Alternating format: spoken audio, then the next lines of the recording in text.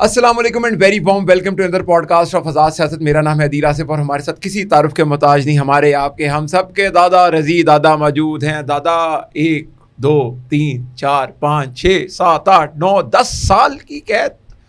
Lima बाजी क्या कर रही हैं? नहीं, किसकी बात कर रहे हैं आप? वो जो इंडिया के अंदर कुछ साहबजादे जो उनके गिरफ्तार हुए हैं उनके नहीं, उनके अंदर जो दफात लगी हैं उसमें तो 14 साल वाली भी है। आप सिर्फ 10 पे गिनती 11 12 13 14। ठीक है ना। जो दफात लगी है ख़ास तौर पे जिस तरह वो बताया गया है FIR के अंदर कि जिस तरह से वो इंडियंस के साथ राब्ते में थे जी। और वो अब्दुल समाद जो इनका ओवरसीज़ का सदर भी है, ठीक है, वो जिस तरह इंडियन मीडिया पे बैठ के जंग के दौरान भारतीयों से ज़्यादा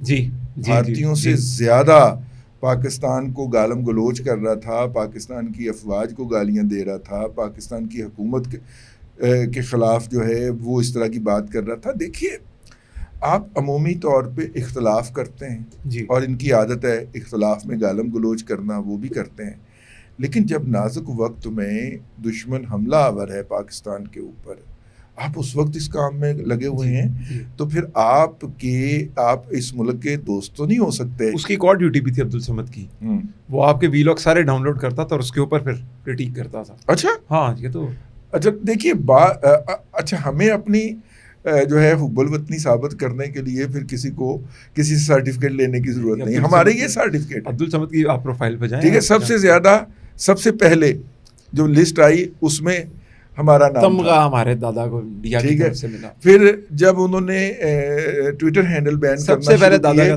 तो पहली लिस्ट में खाकसार का नाम था, ठीक है।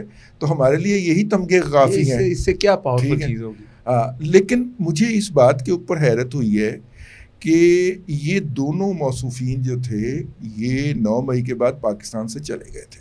ओके, ठीक है। और ये जो हैं ये तकरीबन काफ़ी अरसा 2-1 साल रह के 2.25 साल तो ये वापस लौटे हैं।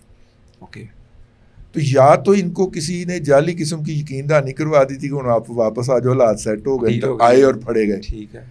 अदरवाइज ये जिस तरह यहाँ से गए थे, ठीक है ना, वो जब 9 मई इन्होंने किया था, 9 मई किया था, 9 मई जो इन्होंने किया था उसके फ़ौरन बाद इनके बहुत सारे लोग जो थे वो पाकिस्तान से निकल गए थे, जिनके पास वीज़ा था वो निकल गए थे। ठीक है, इनका वो कोई लाले का है, वो बड़ा वो सिगार लगा के जिसने वो लगाया हुआ है, भाई मुझे तो उसकी बहादुरी के ऊपर कह के लगाने को दिल किया कि उसने बड़े फ़ख्र के साथ किया कि मैं पाकिस्तान से भाग के और दुबई में इस होटल में चेक इन कर रहा हूँ। और चूँकि उनको गंदी आदत पड़ी हुई है कि ये वाशरूम जाने से लेके हर तरह की वीडियो लगाते हैं कि मैं अब यहाँ पे पहुँच गया हूँ, तो उसने बाकायदा फ़ख्र के साथ लगाई कि अल्लाह का शुक्र है मैं दुबई पहुँच गया हूँ, सुरखरू होकर इस होटल में चेक इन हो रहा हूँ। ठीक है ना। जी। और वो बड़ा बहादुर बना फिरता है ना, आपको और मुझे भी चैलेंज करता फिर रहा होता है। तो ये लोगों ने इस तरह की उस वक्त जिसके पास वीज़ा था, जिसके पास दुबई का था वो दुबई निकल गया, जिसके पास यूरोप का था वो यूरोप निकल गया, जिसके पास अमेरिका बरतानिया का था वो उधर निकल गए। अब वो आहिस्ता आहिस्ता उन्हें किसी ने यकीन दिलाया कि वो जिनको सजाएं होनी हैं हो गई हैं और ये सारा कुछ हो गया है, तो तू वापस आ जा। वापस आया तो पुत्र फड़िया गया। ठीक है। एक दूसरी बात ये है कि आप एक वारदात में स्पॉट हो गए, अब आप किसी और वारदात में जाने से एतराज़ कीजिए जी, ठीक है। आप सीधी तरह खुल के आ गए रियासत पाकिस्तान के खिलाफ मई की जंग के अंदर। हाँ जी। और पूरी तरह आप उसको कोऑर्डिनेट कर रहे हैं। मुझे याद पड़ता है, अगर मैं आपको बात बताऊं, एक वो कोई साहब हैं जो डिप्टी सुपरिटेंडेंट से अकरम साहब, ठीक है। अकरम साहब के पास एक नंबर वाला मोबाइल होता था। ये सारी बातें छपी हुई हैं, लोगों ने व्लॉग्स में कर दी हुई हैं। वो उस नंबर वाले मोबाइल से फैज़ हमीद साहब की बात करवाया करते थे इमरान खान से। अच्छा। और आप देखें जब तक फैज़ साहब बाहर रहे हैं तब तक खान साहब की पॉलिटिकल व्हीलिंग डीलिंग, सियासी चालें बड़ी कमाल की होती थी। ठीक है। उनका तो वो हुआ है ना, जब वो गिरफ्तार होके तो कैद में गए हैं, तो तब उनके ऊपर उदासी का अटैक हुआ है, वो हमने बात कर दी है। अच्छा, फैज़ साहब जो हैं वो करवाया करते थे।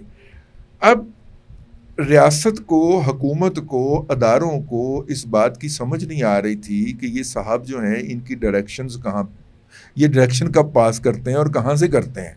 ठीक है ना। फिर अकरम साहब वो लिंचपिन थे जो पकड़े गए। ठीक है, वैसे वो बड़े जिसे कहना चाहिए कि ताल्लुकात वाले आदमी थे। ठीक है, अच्छा। एक आध दफ़ा मुझे भी उनके ज़रिए वहाँ पे एक शख्सियत से मिलने का इत्फाक हुआ। अच्छा। अकोमोडेटिव आदमी। अच्छा, ठीक है, तो वो इनको भी अकोमोडेट कर रहे थे। ठीक है, ठीक है।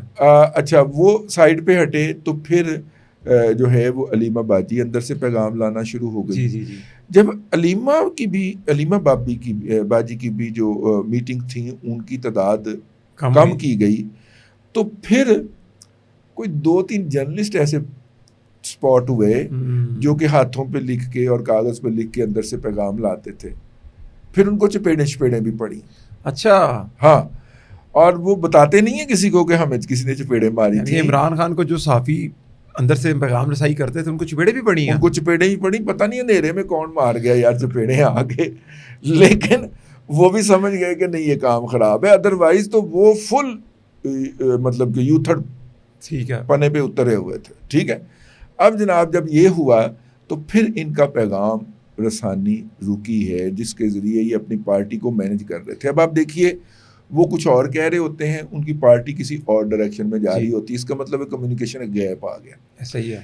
अब आ जाइए दूसरे पहलू के ऊपर जिस पे मैं आपको बात बताना चाह रहा हूँ, और ये बड़ी, खान साहब जो हैं वो पहले दिन गए तो उनको एक दवाई की ज़रूरत थी। ओके, ठीक है, मैंने उस वक्त इस पे व्लॉग भी किया था, हम ये पॉडकास्ट नहीं किया करते थे।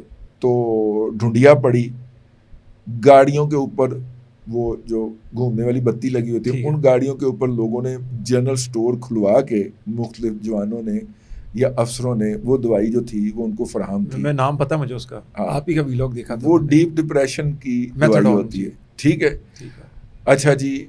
उसके बाद फिर खबर कुछ हमारे व्लॉगर्स ने दी, हमारे तक भी पहुंची कि जनाब वो दीवार की तरफ देख के तो घंटों बातें करते हैं। अच्छा, दीवारों से बातें करना अच्छा लगता है। वो दीवारों की तरफ देख के बातें करते रहते हैं। लोगों ने ये कहा कि यार वो उसको जलसे जुलूस की आदत है चूंकि, तो वो आदत अंदर पूरी नहीं हो रही, तो आदत पूरी कर रहा होगा कि नहीं।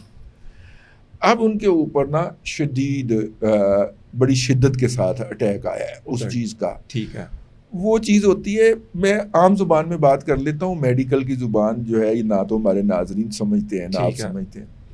ये डीप डिप्रेशन होता है। ओके, यानी कि सीधे लफ्ज़ों के अंदर इमरान खान साहब पागलपने की हदूद के पास पहुंच चुके हैं।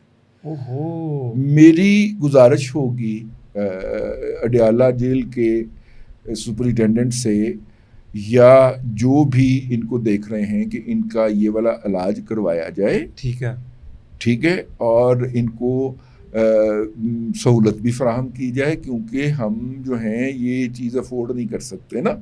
जी, नहीं, बिल्कुल नहीं। ठीक है ना। हाँ, क्योंकि वो पागलपने में फिर पता नहीं क्या क्या हरकतें कर। मैं चीज़ ऐड करूँ आपको। हाँ। अंग्रेज़ों के बैंड्स होते हैं ना, जिस तरह एक बैंड था लिंकिन पार्क, उसका सिंगर था चेस्टर, फिर कर्ट कोबिन था, वो रॉक बैंड्स का। तो ये इतना स्टारडम देखते हैं, इतना स्टारडम तो खान साहब के पास नो डाउट था। वो देखते हैं कि जब वो फिर तन्हाई में जाते हैं तो वो फिर लाइक, हाँ, ये भी अपनी जान के दुश्मन हो जाते हैं खुद ही। हाँ। और ये इसकी एग्जांपल था दुनिया में, मशहूर तो नहीं लोग है दुनिया में जिन्होंने अपनी जान, लेकिन अपनी जान वो लेता है जो बहादुर होता है। जी, खान साहब वो उतने बहादुर नहीं है। जी, ठीक है, तो वो दूसरी तरफ होंगे, और जब वो दूसरी तरफ होंगे तो फिर मैं पूरे ज़राए से ये तस्दीक करने के बाद, मेडिकल ज़राए से भी और जेल ज़राए से भी, कि ये काफ़ी ख़तरनाक हद तक आगे जा चुके हैं जब से उनकी ये सारी कम्युनिकेशन मुनक़ता हुई है। दीवारों से बातें करें। लेकिन दादा वो चूहों वाली क्या कहानी है? कल रात सुना है अडियाला जेल में किसी स्टाफ को नहीं सोने दिया इमरान खान साहब ने। वो डिप्रेशन उनका वो होता है, वो निकालते हैं डिप्रेशन, वो वाला होता है, और नतीजे के अंदर नींद भी नहीं आती, तो फिर आप जो है हेलुसिनेट करते हैं, चीजें चूहे वगैरह नजर आते हैं, मतलब कि सोलीलोकी में चले जाते हैं, खुद कलामी में चले जाते हैं, और खुद गुलामी करते करते आप शाउट भी कर देते हैं। ये सारी उसके होते हैं। कहते हैं बहुत ज़्यादा रात को चीखे हैं वो, ज़राए बता रहे हैं कि खान साहब का शोर मचाया था अडयाला जेल में रात को उन्होंने। देखिए बात ये है कि वो एक VIP कैदी हैं, डॉक्टर्स का स्टाफ है उनके ऊपर, किचन वाले उनको अलग दिए हुए हैं, खाना पका के देने वाले, और गार्ड्स अलग से दिए हुए हैं वहाँ पे, ठीक है, जो उनकी साथ की साथ जो बैरक्स हैं उनके उनमें से एक बैरक उनके पास भी है, स्टाफ के पास भी, ठीक है, जिसमें वो उनकी निगरानी कर रहे होते हैं। तो अगर वो सब्जेक्ट जो है अगर जाग रहा है तो वो जो ऑन ड्यूटी हैं उन्होंने तो ये बताना है और इसको नोट करवाना है कि भाईजान ये देखिए ये काम हो रहा है। डॉक्टर अपनी रिपोर्ट नहीं लिखेंगे क्या? सब्जेक्ट से मुन्ना भाई याद आ गई मुझे, मैं आप भी शायद उधर ही ले गए थे। नहीं मैं उधर नहीं ले गया। अच्छा एक आपके ऊपर इल्ज़ाम है बड़ा खतरनाक, अगर ये टॉपिक आप ख़त्म हो गया तो मैं आप पे प्लीज़। इल्ज़ाम ये है कि अलीमा बाजी के एक बेटे को जिसने पतलून पकड़ाई थी हसन न्याजी को, उसको पकड़वाने वाले आप? नहीं सर मैं नहीं हूँ, उसको पकड़वाने वाले हफीजुल्लाह न्याजी साहब हैं। जब उनके साहबजादे को हुई सज़ा, और मेरे बहुत प्यारे दोस्त हैं जी, ठीक है, तो उन्होंने कहा कि ये वीडियो है इसमें देख ले कि जो है हसन को ये किसने पकड़ाई है। टेक्निकली बात ठीक है, ला के कौन दे रहा है? कौन ला के दे रहा है? इतने हजूम में उसकी मजबूरी बन गई थी ना उसको वेव करना। अच्छा लोगों ने इसको ना वो समझा, वो शरीका जो होता है ना कि जनाब ये हाँ जी हाँ जी हाँ जी हाँ जी, तो लेकिन ऐसा नहीं था। वो मेरा मतलब है कि हसन के हवाले से हफीजुल्लाह न्याजी एक दर्दमंद बाप के तौर पर उन्होंने आज भी ट्वीट किया, उनको दुख हुआ। खैर हाँ। उन्होंने तो अपना दुख दिखाया, लेकिन आप पे इल्जाम इसलिए आ रहा था कि आपने वीलॉग के अंदर यहीं पे बैठ के बताया था मैंने कि उन्होंने क्यों नहीं फाड़ दे। यार मैंने तो हफीजुल्लाह न्याजी की बात को लेकर चलना ना, मेरे बहुत प्यारे दोस्त हैं, बड़े भाई हैं मेरे, तो मेरे बड़े भाई ने अगर अपना दुख बयान किया है तो मैं तो उस दुख को लेकर चलूंगा। मैंने तो और भी मीडिया पे बैठ के कहा, अकलियत के लोगों ने मुझसे बात की थी, मुझे जो अकलियत है अभी इंतशारी अकलियत, उन्होंने कहा कि भाई ये रजी दादा जो है आपके, नहीं मैं नहीं हूँ, हफीजुल्लाह न्याजी साहब है, मैं हफीजुल्लाह न्याजी के साथ हूँ। मैं हसन के एक्ट के साथ कतन एग्री नहीं करता, ठीक है, लेकिन हफीजुल्लाह न्याजी मेरे भाई हैं, बड़े भाई हैं, दोस्त हैं। उनके बेटे की बात जब होगी तो मैं हफीजुल्लाह न्याजी के साथ खड़ा हूँ। बिल्कुल ठीक है। तो दादा जाते हुए आखिरी क्वेश्चन के, इकरारुल हसन की एक काफ़ी ज़्यादा लड़ाई चल रही है अकलियत के साथ, तो इस लड़ाई में आप किसके साथ खड़े हैं? अकलियत ना कहा करें, अब वैसे कोई उतर शुतर कह दिया करें। अच्छा ठीक है, देखिए मैं लड़ाई के साथ, ये आपने मुझे पता था आपका जवाब, आप देखना मैं लड़ाई के साथ हूँ तो मैंने इसीलिए। लेकिन देखिए बात ये है कि ये जो रवैया है ना, वो किसी भी ग्रोह में हो, किसी भी पार्टी में हो, किसी भी ग्रुप में हो, ये जो रवैया है ना कि हम सोशल मीडिया के ज़रिए इसकी किरदार कशी करेंगे, इसकी जनाब ट्रोलिंग करेंगे, इसकी ज़िंदगी जीर्ण कर देंगे, ये रवैया मुनासिब नहीं है जी, ठीक है ना। आपकी जो कैपेसिटी है वो उस बंदे की स्ट्रेंथ को मैच नहीं करती भाई जी, ठीक है ना। ठीक है, अब वो आपके खिलाफ खड़ा हुआ है, ठीक है, उसकी अप्रूवल रेशो या उसके जो व्यूज़ हैं वो तो कम हुए हैं जी, लेकिन वो इम्पैक्ट बढ़ा है उसका, क्योंकि वो ज़्यादातर इन्हीं के सर्कल्स के अंदर मकबूल है जी, ठीक है। मुझे उनसे इख्तलाफ भी रहा है और मैं उनके साथ भी खड़ा हुआ हूँ, जो उन्होंने वो जो शुफ को चैलेंज किया था, बिल्कुल, तो बहुत जिगरे वाली बात थी और है। और शुफ ने जो जवाबी हमला किया था, हमने इकरार भाई को बहुत ज़्यादा सपोर्ट की थी इसके ऊपर, क्योंकि वो एक वाकई फितने के खिलाफ खड़े हुए। बिल्कुल जी, क्या बात, ठीक है ना। और उनके जो दीगर सियासी ख्यालात हैं उससे इख्तलाफ मुमकिन है, ठीक है ना, वो कोई अल्टीमेट तो नहीं है, हम में से कोई भी अल्टीमेट नहीं है, तो इख्तलाफ होता रहता है, यही जमहूरियत है। लेकिन हाँ मतलब यही जो है ना कसीरुल ख्याल, जिसको ख्याली कहते हैं जिसको, तो यहाँ पे उन्होंने अपनी फॉलोइंग से या यूथिया मजहूल कौमल जाहिलिया लिल अक़ल लिल महदूद, ठीक है, उनके साथ उन्होंने थोड़ा सा इख्तलाफ करने की जुर्रत की है, तो वो कैसे उनकी किरदार कुशी पे उतरे हैं, लेकिन नतीजे के तौर पे वो मजीद बिज़तोर हैं। हाँ जी, जो मर्दान की समझा दी है ना, हाँ मैं उस पर बात नहीं करना चाह रहा, वो बात ज़रा थोड़ी सी आगे चली जाएगी। हमारी बच्चियाँ और हमारी बहनें भी ये व्लॉग देखती हैं, लेकिन पॉडकास्ट देखती हैं, तो इसलिए मैं बस इतना ही कहूँगा कि भाई वो तो आपके अंदर तक घुस के मारेगा, जिसका नाम इकरारुल हसन है। सही बात है, क्योंकि आपकी सारी फॉलोइंग को वो एड्रेस कर रहा है। हकीकत बात है। और वो फॉलोइंग जो है वो उनको रिलीजियसली पूछती है या फॉलो करती है। हकीकत बात है। ठीक है, तो इसलिए ऐसे बंदे को चैलेंज करते वक्त बहुत ही मोहतात होना चाहिए। साढ़े तो 2-4 ही गिने, मेरा मतलब फॉलोअर्स, ठीक है ना, उसके तो मिलियंस में है ना भाई। आपके भी शियाने दादा हैं। माजरत के साथ माफी दे दे यार। नहीं, ये ऐसा हम सुनते हैं, ऐसा हम सुनते हैं और हम देखते भी हैं। तो दादा बहुत शुक्रिया, आज का पॉडकास्ट के अंदर हमने बड़ी इंटरेस्टिंग गुफ्तगू की। और खान साहब की दुआ करेंगे कि अगले पॉडकास्ट तक वो कोई जिस तरह अमेरिका के अंदर, हम दुआ करेंगे कि अगले पॉडकास्ट तक हमारी इस बात का नोटिस लिया जाए और उनको किसी प्रॉपर मेडिकल ट्रीटमेंट में डाला जाए। जहाँ पे आपने एक डॉक्टर रखा हुआ है, जहाँ अंदर किचन वाला रखा हुआ है, चौकीदार रखे हुए हैं, 2-4 घंटे की शिफ्टों में आते हैं वो, वहाँ पे एक साइकेट्रिक का भी विजिट रख दें रोजाना का। बिल्कुल ठीक बात, बहुत ज़रूरी है। ठीक है ना, और उनका जो बाहर घूमना है वो 2 घंटे की बजाय 4 घंटे का कर दें। मतलब थोड़ा सा रिलीफ दें उनको, परिंदे शिरिंदे रख दें, तो मतलब बिल्ली नहीं रखनी, जो वो पसंद करते हैं।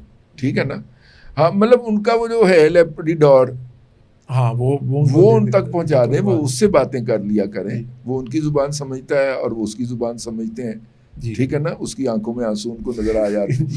हाँ, ये तो है, बिल्कुल बिल्कुल ठीक बात है। हाँ जी, हाँ, लेकिन मजाक नहीं उड़ाना मरीज का कतन मजाक नहीं उड़ाया जाता, उसके साथ हमदर्दी का इज़हार। पूरे हम उनके साथ हम हर तरीके से उनके साथ लेटे हुए हैं, खड़े हुए हैं, सारी माजरत के साथ। यानी कि इतने आपके मुंह पे दौड़ती हुई शरारत तो है जो मुझे कुछ और चीज की निशानदेही कर रही है। वैसे नहीं, हम खान साहब के साथ हैं और हमेशा रहेंगे और फितने के खिलाफ जंग जारी रखेंगे। दादा बहुत शुक्रिया टाइम देने के लिए आपका।